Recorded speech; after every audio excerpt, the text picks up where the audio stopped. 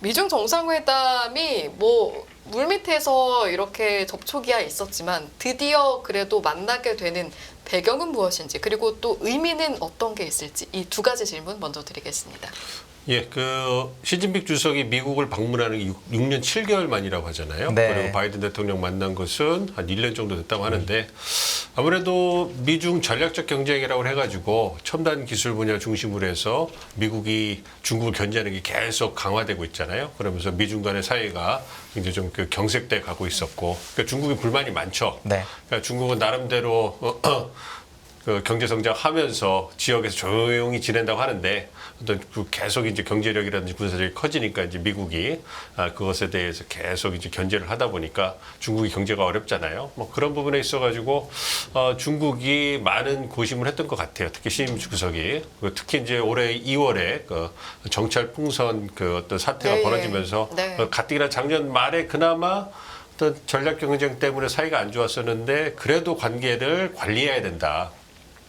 이 부분에 양국 정상 간의 교감이 있어가지고 그걸 만나서 좀 G20 정상회의 계기에서 만나가지고 뭔가 좀 계기를 마련을 하려고 했는데 네. 올 초에 또 중국의 어떤 정찰 위성, 네. 또 뭐 과학위성, 죄송합니다, 정찰 풍선이 이제 미국 본토를 횡단하면서 그게 이제 논란이 되면서 이제 굉장히 또 양국 관계가 경색이 됐거든요. 네. 뭐 그럼에도 불구하고 미중 양국 간에 어쨌든 관계를 개선해야 된다라는 움직임이 계속 있었어요. 특히 중국 입장에서는 경제도 어렵고요. 그러니까 중국이 현재 경제가 어려운 것이 내수가 어렵기 때문에 어렵다는 게 주된 분석이긴 해요. 네. 뭐 부동산 문제라든지 어떤 국영 기업들의 경쟁력 저하, 소비 부진, 이러한 내수의 부진에 따라 가지고 중국 경제 어려운 부분이 있다. 국내 문제다. 뭐 이런 것도 있지만 대외적으로 본다면 미국이 첨단 기술 분야 중심으로 해서 중국이 첨단 기술 분야의 부품이라든지 네. 어떤 첨단 기술 분야 접근 자체를 막아버리니까 굉장히 중국이 어려움을 겪고 있거든요. 뭐 그런 부분도 어느 정도 중국의 어려움에 영향을 미쳤다. 그렇기 때문에 중국 입장에서는 이런 어려움을 돌파하기 위해서는 무엇보다도 미국과의 관계를 개선해야 된다. 네. 뭐 이러한 공감대가 깔려 있었고 이제 마침 또 미국이 손을 내밀어 주니까 네. 마지못해 나오는 것이 있고요. 그런 부분에서 이제 중국도 원하는 게 많이 있을 텐데 아무래도 미국 입장에서는 관계는 관리해야 되나. 미국도 내년 대선이 있는 입장에서 바이든 행정부도 굳이 지금 입장에서 워싱턴 정관회에 초강경한 대중 견제 분위기가 형성돼 있거든요. 이런 분위기에서 먼저 민주당 대통령이 손을 내밀어서 중국에 약한 모습을 보이는 것은 네. 그리 유권자들에게 탐탁지 않을 거고 공화당에게 공격의 빌미를 줄 수 있기 때문에 네. 크게 어떤 개선의 여지는 없습니다만 여하튼 양국 간의 관계를 관리해야 된다. 이 부분에 대한 공감대가 형성됐기 때문에 이번에 시진핑 주석이 미국의 초청에 응한 것이다 이렇게 생각하고 있습니다. 의제는 혹시 그럼 뭐가 제일 중요할까요? 뭐 대만 얘기다, 뭐 반도체 얘기다, 관세 얘기다 되게 말들이 많은데 뭐 하나를 딱 봐야 된다면 어떤 걸 딱 보면 좋을까요? 이번 결과로. 말씀드린 것처럼 관계를 관리해야 되겠죠. 그러니까 관계를 관리하는 핵심은 뭐냐면 미국과 중국 간의 남중국해라든지 대만 해협에서 네, 군사적인 대만. 충돌이 있을 수 있잖아요. 네. 그러니까 뭐 대만을 침공하고 이런 문제가 아니고요. 네. 그러니까 대만 해협이나 남중국해를 놓고 인도태평양 지역, 인도태평양 전략 이런 얘기를 하면서 세계 물동량의 거의 60에서 70%가 그 앞에를 막 왔다 갔다 하잖아요. 네. 그 부분에 있어가지고 미국은 자유항행의 작전을 통해가지고 자유로운 항행이 보장되어야 된다. 네. 근데 중국 입장에서는 대만은 우리 땅이고 네. 남중국해도 우리 땅이기 때문에 그런 부분에서 중국의 영토니까 보존해야 된다. 이러면서 양국 군함들 간에 굉장히 신경질이 벌어지잖아요. 그러니까 그런 부분에서 우발적인 충돌이 생겨가지고 만약에 그것이 확전이 돼서 이것이 걷잡을 수 없이 이제 양국 관계를 악화시키게 되면 중국 입장에서도 어렵게 되고 내년 대선을 하든 미국 입장에서도 만만치 않은 거거든요. 네. 또 다른 전선이 형성될 수 있는 거니까. 그렇기 때문에 작년에 여름에 낸시 펠로시 전 하원 의장이 대만을 방문했잖아요. 네. 그러면 네. 중국 크게 반발하면서 양국 군사 당국 간의 한 라인이 이게 중단이 돼 버렸어요. 네. 그 얘기는 뭐냐면 남북 간에도요, 이게 굉장히 그 관계가 경속돼 있더라도 군사 당국 간 한라인은 유지가 됩니다. 네. 전쟁을 하는 동안에도 유지가 됐기 때문에 오판을 하지 않도록 이런 부분에 정보를 제공하고 어떤 그 입장을 표명하는 게 있는데 그게 미중 간에 지금 중단됐단 말이에요. 네. 그러니까 네. 미국 입장에서는 그것이 중단됐기 때문에 만약에 내년 대선을 앞두고 말씀드린 것처럼 뭔가 국제적인 충돌이 확전이 돼가지고 미중 관계가 어떤 걷잡없이 악화되로 가면 이것은 바이든 행정부도 원하는 것이 아니기 때문에 그 부분에서 군사 당국 간의 소통, 고위급 회담 재개, 무엇보다도 한 라인을 재개하는 것 이것이 가장 중요한 목적이고 거의 유일한 성과다 이렇게 생각하고 그러면 있습니다. 관점 포인트라는 부분에서 나아가서 실질적으로 그 부분에 있어서 성과가 있을 수 있다 이렇게 보시는 거예요. 그렇죠. 그러니까 지금의 미중 관계를 봤을 때 제가 봤을 때는 이루어질 수 있는 것. 그다음에 허심탄회하게 논의할 수 있는 것, 네. 얘기만 하다 올 것, 뭐 이런 게 있을 네. 건데 네. 가장 중요한 게 네. 이루어질 수 있는 게 말씀하신 관계를 관리해야 되는 거는 미중의 그 양국 간의 공강대가 형성됐기 네. 때문에 네. 군사 당국의 한 라인, 고위급 군사 당국 대화, 재개 요 부분에서는 논의가 될 수 있을 그 합의가 될 수 있을 거라 생각을 하고 있고요. 예. 근데 이제 말씀하신 대만 문제라든지 남중국해 문제라든지 첨단 기술 문제 이런 거는 양국이 진짜 핵심 이익이라고 그래가지고 절대 양보할 수가 없는 거예요. 그러니까 네. 대만은 어떻게 중국이 양보하겠습니까? 네. 그리고 미국에 대해서 대만이 전략적 중요성이 있는데 어떻게 해서 물러나겠어요? 내년 대선인데. 그 가능성이 없는 얘기거든요. 예. 남중국해 네. 문제도 마찬가지인 거고. 그리고 그 첨단 기술 문제, 뭐 스몰 야드, 그다음에 하이 펜스 해가지고 디리스킹을 하고 있지만 어쨌든 그 부분은 절대 미국이 안 놓을 거거든요. 네. 중국은 원하겠지만 미국이 못 놔주는 거예요.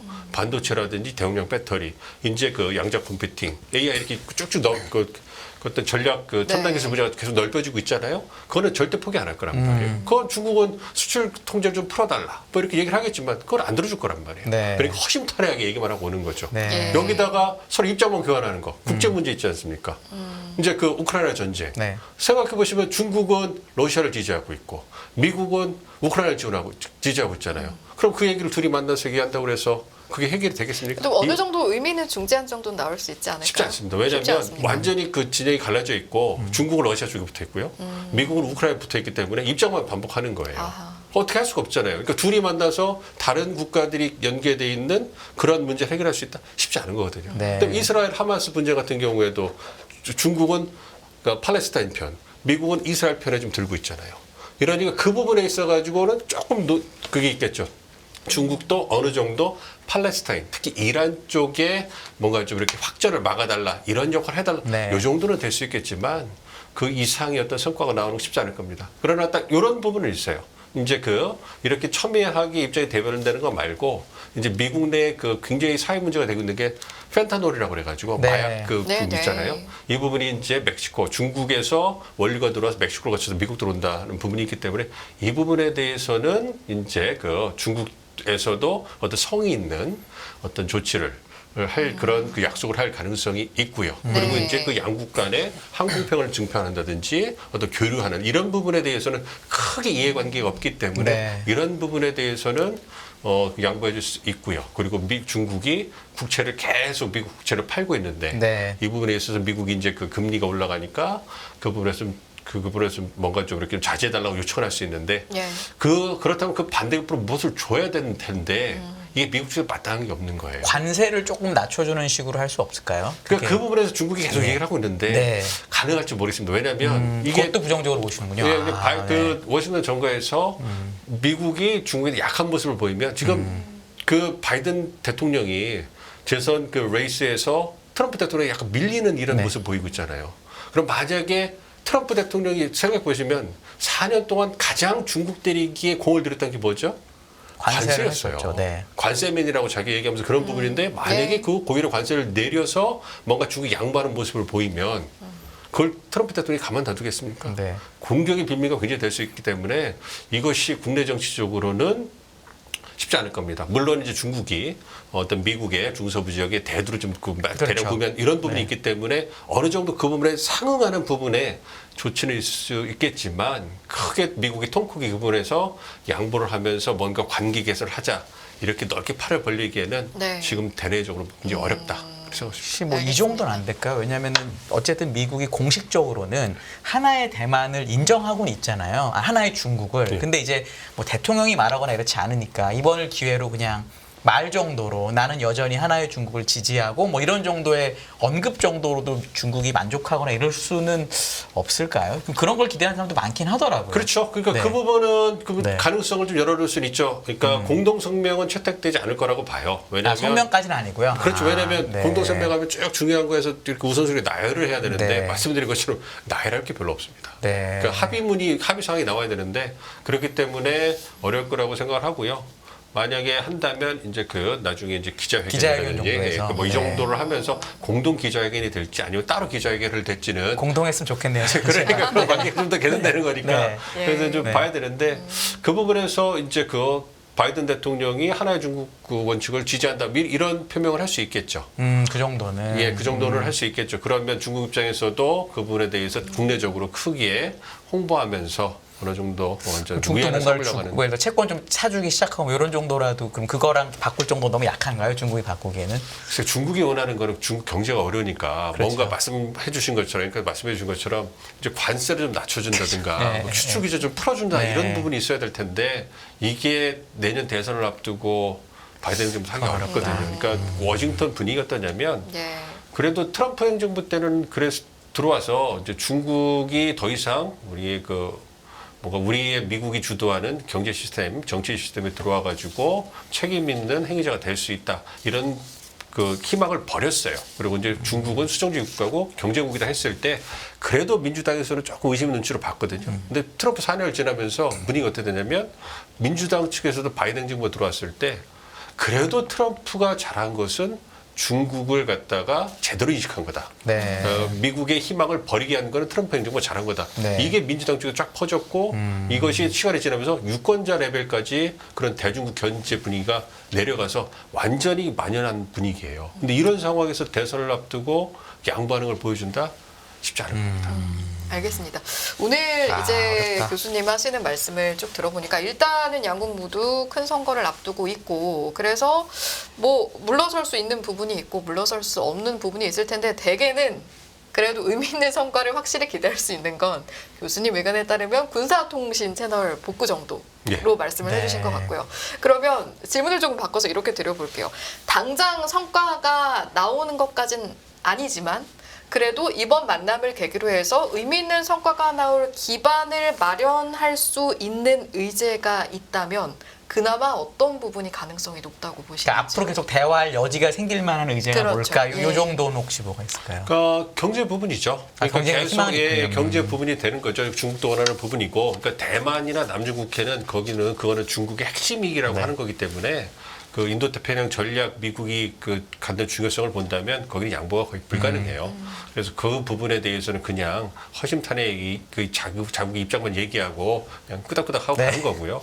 이제 그 경제 부분에 있어서는 예. 디리스킹을 하잖아요. 디리스킹이라고 얘기를 했기 때문에 그 얘기는 전통적인 무역이나 통상은 중국과 하더라도 어떤 좀 뭔가 군사적으로 전용될 수 있는 그런 기술이라든지 뭔가 국가 안보에 어떤 그 위해가 될 수 있고 무엇보다도 어떤 미래 성장 동력이라 할 수 있는 그런 기술에 있어서는 절대 미국이 양보할 수가 없다. 네. 그래서 그 부분에 대해서는 계속 울타리를 높게 치고서 믿을 수 있는 동맹과 네. 파트너 국가로 계속 갈 거기 때문에 이 부분에 대해서는 유럽도 인정을 하고 아시아도 따라갈 수밖에 없는 상황이 됐고 중국도 인정할 수밖에 없을 거예요. 네. 그렇지만 그 이외의 전통적인 무역 부분이라든지 또 그런 그 제조업 부분에 있어서는 아무래도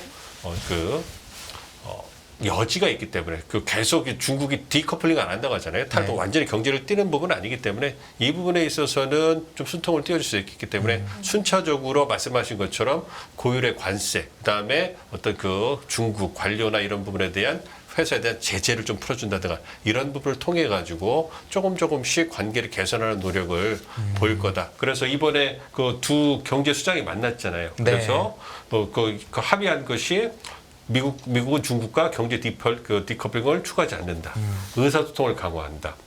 갈등을 공동으로 관리한다. 이걸 했기 때문에 네. 이제 예. 계속 논의가 되면서 조금씩 이제 그 진전이 될 겁니다. 그런데 이제 이런 부분에 대해서는 말씀드린 그 내년 대선이 있기 때문에 어느 정도까지 민주당 쪽에서 좀 풀어줘라고 나갈 수 있을 것이냐. 이것은 이제 정무적 판단이 들어갈 거기 때문에 네.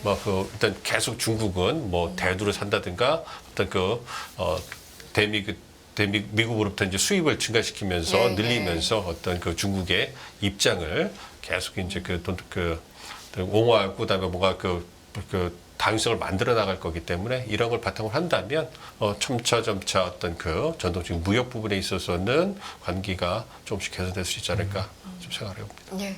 미중 정상회담 전망을 해 본 거고요. 지금 보면 중일 정상회담도 이제 예정이 돼 있거든요. 여기서는 어떤 이야기들이 나올지 또 한번 짚어주시죠. 아무래도 가장 그 민감한 것이 후쿠시마 그 오염수 배출 문제에 대해서 일본이 어떤 책임 있는 역할을 해줘야 된다. 이 부분에서 중국이 계속 요구를 하고 있고, 일단 이 부분에 대해서 이제 양국 간의 또 논의가 이번에 그 정상회담 준비하는 대표단이 베이징에서 만나면서 논의가 됐다고 해요. 그렇기 때문에 이 부분에 대해서 어느 정도 진전된 얘기가 나올 건지 좀 지켜봐야 될 것 같고요.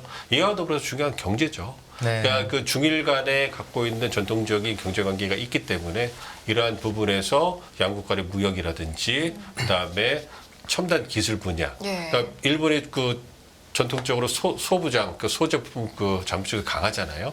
이 부분이 중국 쪽에서 원하는 부분이 있을 거고, 특히 반도체라든지 이런 부분에서 어떻게 하면 일본이 미국 쪽에 붙어 있지만 그래도 어떤 좀 최첨단이 아닌 좀 시간이 좀 지난 그러한 좀 올드 기술에 대해서는 계속 이제 그 일본이 제공을 하고 그걸 통해서 중국이 계속 이제 그 경제 활동을 할 수 있는가. 그것이 이제 일본의 그 경제 그 성장에 도움이 되기 때문에 이런 부분들 그리고 또 이제 중일 간의 어떤 교류 부분들 있지 않습니까? 네. 문화 교류라든지 관광으로 이런 부분도 있기 때문에 그러한 부분에 대해서 지역의 두 어떤 강국으로서 어떤 지역 문제를 논의할 거기 때문에 어쨌든 중국 입장에서는 일본과의 관계를 계속 경제 문제를 중심으로 개선시켜 나감으로 해가지고 자꾸 일본이 미국으로 더 가까이 가서 중국에게 부정적인 어떤 그 입장을 보이는 것을 어쨌든 뭔가 견제를 좀 해줘야 되거든요. 그런 부분이 있기 때문에 그런 의미에서 어떤 관계를 개선하기 위한 계기가 만들어진다는 부분에서는 의미가 있죠.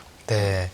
그러면 이제 저희는 이제 경제 채널이다 보니까 이 중국이 또 한국 이 주식에 영향을 너무 많이 주고 있으니까 어쨌든 저희 윤석열 대통령도 가니까 혹시 이제 시진핑하고 우리 윤석열 대통령이 만날 수 있는 혹시 기회가 되는 거냐라고 기대하는 분들도 좀 있는데 그거에 대해서는 혹시 어떻게 교수님 보세요? 저는 개인적으로 네. 만날 거라고 지금 예상을 하고 있습니다. 그러니까 네. 이제 15일 날 미중 정상회담이 있고요. 16일 날 네. 중일 정상회담이 개최된다고 하잖아요. 그러니까 정확하게 17일 날 개최될지 아니면 16일 날 개최될지 모르겠습니다. 근데 이제 이것이 다자 회의를 계기로 해서 만나는 거기 때문에 양자 정상회담과는 다르게 시간이 굉장히 짧을 거예요. 그러니까 미중 정상회담도 그 컴팩트하게 4시간 동안 딱 만나고 만나는 거 아니에요. 점심도 안 먹고 아무것도 없이 토의만 한다는 거 아니에요. 그만큼 다자회의 계기로서 양자회담이 열리면 굉장히 많이 열려요. 우리 대통령께서도 한 10개 이상을 할 수도 있는 거고 굉장히 많은 양자회담을 하기 때문에 시간을 네. 촉박하고 장소도 제한돼 있고 이렇기 때문에 또 깊이 있는 이런 논의를 하기는 어렵습니다.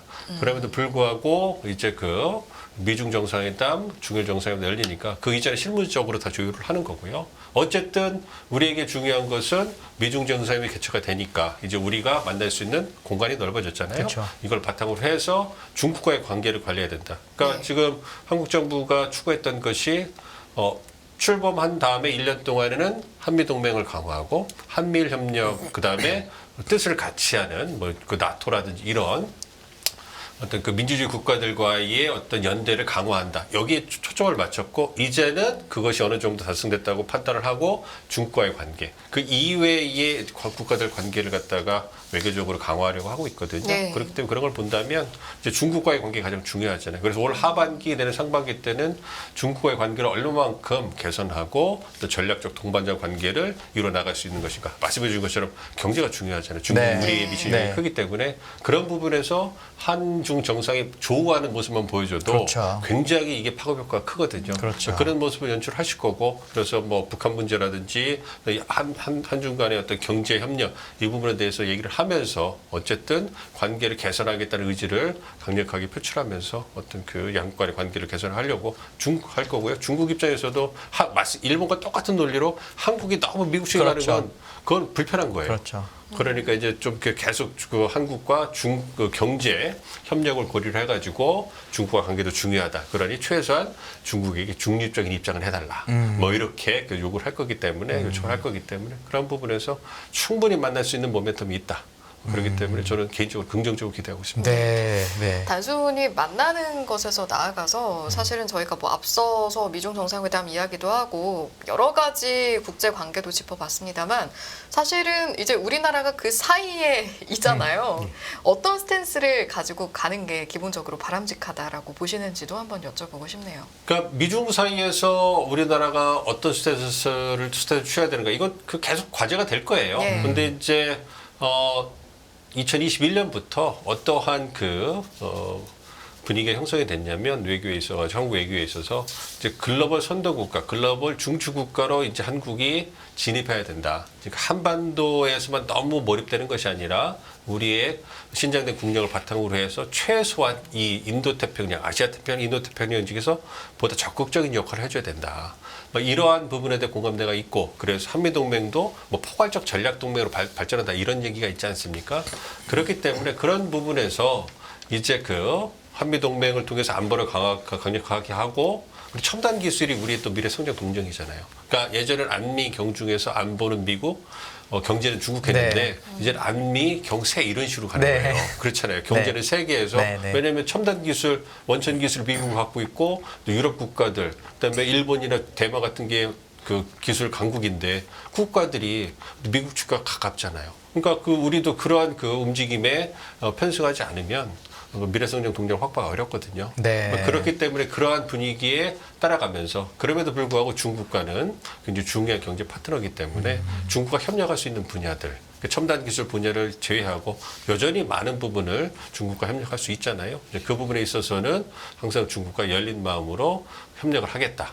이런 부분에 있어서 계속 논의를 하고 보다도 지금 정부의 추구하는 보다 당당하게 네. 전략적 동반적 관계를 유지해 나간다면 그러니까 어떻게 보면 한미 관계는 더 밀접해지는 거고요. 네. 한중 관계는 재정립되는 거죠. 네. 그래서 이제 그런 관계를 통해 가지고 이제 보다 더 한국과 중국이 어떤 보다 좀 상호 호혜적인 동반자 관계를 가져갈 수 있도록 노력해야 되기 때문에 지금 이제 그런 관계를 재정립하는 단계에 있고 서서히 진전되고 있기 때문에 예. 좀 시간이 걸리면 보다 더 분명해지지 않을까 이렇게 예상하고 있습니다. 네. 알겠습니다.